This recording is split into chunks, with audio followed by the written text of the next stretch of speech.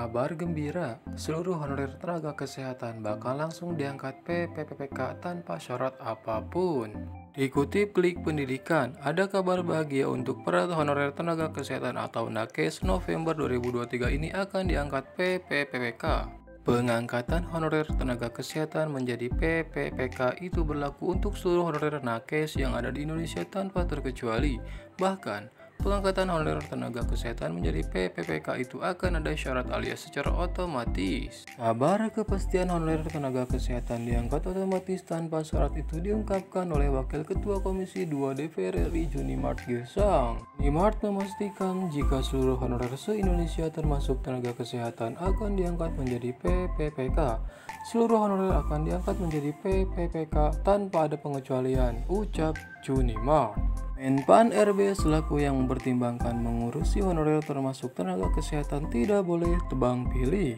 Menurut Junimart, semua pegawai non-ASN di Indonesia baik itu guru, tenaga kesehatan, Satpol PP hingga OB harus diangkat menjadi PPPK.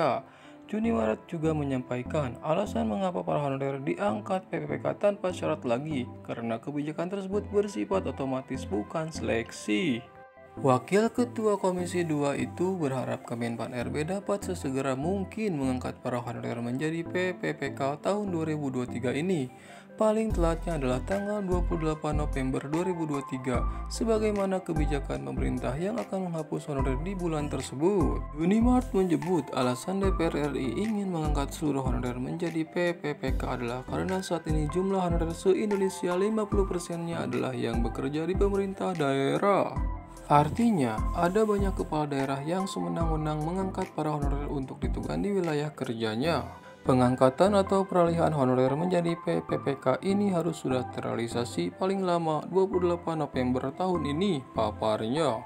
Sehingga jika saat ini pemerintah mengangkat honorer jadi PPPK, maka ke depan tidak akan ada lagi kepala daerah yang mengangkat honorer di wilayah secara sewenang-wenang.